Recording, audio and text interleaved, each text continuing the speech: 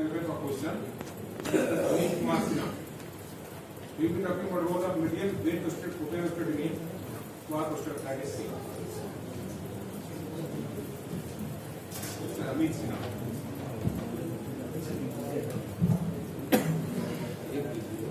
Good morning, respected everybody.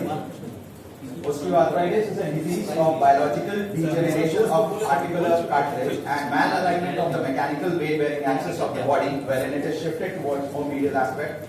Medial opening wedge high tibial osteotomy with use of an angle stable implant aims to unload the arthritic articular surface by equivalent distribution of stress between the medial and the lateral compartments, and to correct the deformity at the tibiofemoral articulation by a more lateral shift of the weight-bearing axis of the body.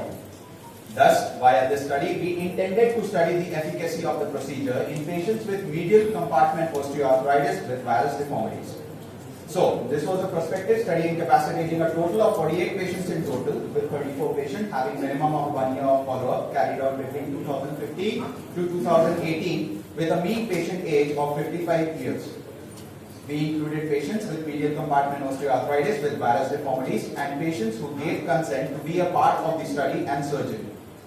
We excluded patients with inflammatory arthritis, patients having preoperative range of motion less than 90 degrees, with knee flexion contracture more than 15 degrees, patients with severe patellofemoral osteoarthritis, and patients with ligamentous laxity. So a complete knee examination and gait analysis was done. Knee scores including ITDC and lysome scores were taken into consideration. We did an anterior, posterior and a lateral knee radiograph, a hip knee ankle radiograph, and a merchant view in almost all of our patients. So the angle of correction was decided by calculating the angle between the mechanical axis of the femur and that of the tibia. Let it be an angle X. To this angle X, 7 degrees of valgus was added and was transposed to proximal medial tibia at the level of deformity correction as is shown in this photograph. Intraoperatively, it was checked by a cautery wire or an alignment wire held across the mechanical axis of the lower limb, right from the center of the head of the femur to the center of the talodome, which was well centralized as is shown in this radiograph. We also took a lateral view to check in for the tibial slope to obtain a post-operative radiograph which looks somewhat like this, with more medial centralization of the weight-bearing axis of the body. So, after identification of the pes and serenus, the superficial fibers of the medial collateral ligaments were resected, the medial aspect of the patellar tendon was identified, and the placement of K-wire was done. The first K-wire was introduced in a more posterior-lateral direction just above the level of the pes, aiming towards the palpebral tubular head. The second K-wire was introduced in an anterior fashion but parallel to that of the first one.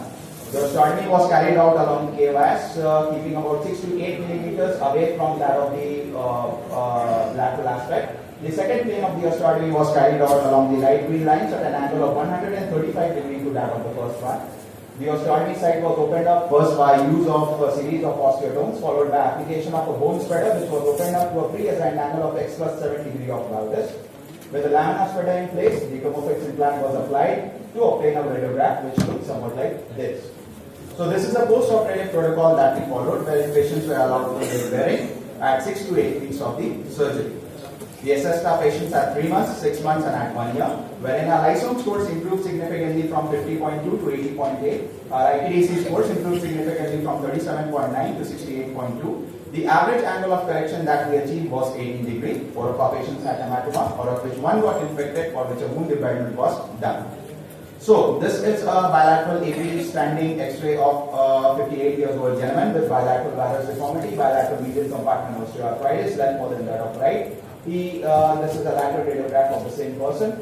He consented. We did a high tibial opening wedge osteotomy of the left side. This is the immediate post-operative radiograph, where you can see that the medial joint space is beautifully restored.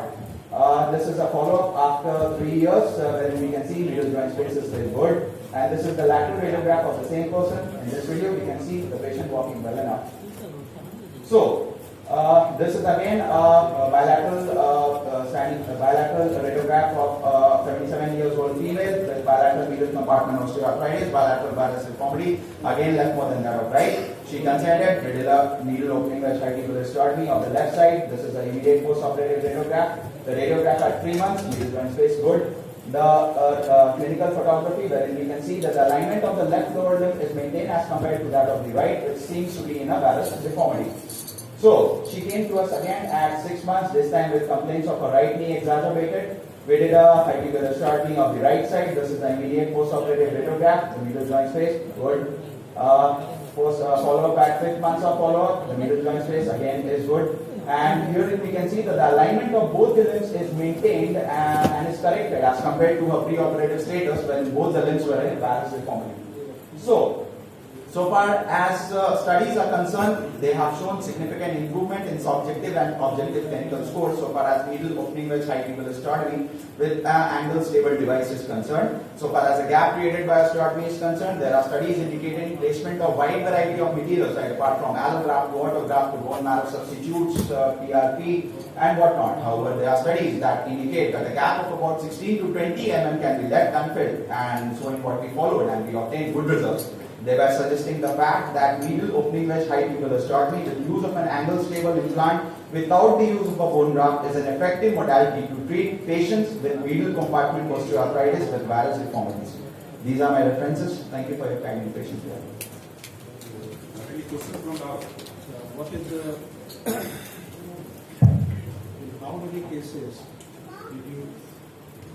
how many cases did you get a fracture of the lateral part of the tibia? Sir, there weren't any cases, sir, because we were planned enough to be apart for 6 to 8 mm from that of the lateral cortex, and a biplanar osteotomy was carried out first along the KYs and then 135 degrees that of the first one. We kept well apart from that of the lateral cortex, so we couldn't get any. But this is one of the very important complications. Yes, sir. It is. What in a very experienced hand also, I've seen a lot of fractures getting in the lateral cortex. My second question is, what is the advantage you get over the lateral closed wedge osteotomy? Sir, basically lateral closed wedge osteotomy, first of all, the precise amount of correction that we get in a medial opening wedge osteotomy cannot be ruled out. Second is that common peroneal nerve palsy, the proximity in lateral closed wedge is there. Third being that extensive dissection has to be carried out, medial opening wedge, not much of extensive dissection is needed. And fourth most important point is that patients with lateral closing wedge experience what is known as patella bhaja, which leads to severe patellofemoral osteoarthritis and internal. So that is the advantage over a medial opening wedge. And one thing more, sir, that in lateral wedge the patient, the leg is shortened, but in the medial wedge the patient gains length. So you want to gain length? No, sir, not exactly. I'm just saying, sir. Yes, I mean, some people use metal blocks to prevent collapse of the medial open wedge and to get little strain on the metal. So did you have an idea of using metal wedge in the osteotomy, open wedge osteotomy? No, sir. No, sir. So basically, Some companies, they have come with the blocks. yes, sir. Blocks.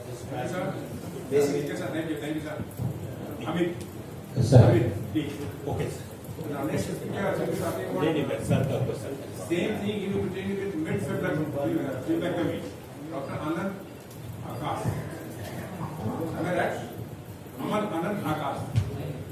Am I right? Anand Akash is there? No. So the next is going to be fracture by Nibali invasive technique fixing fractures. This is Mr. Siraj B.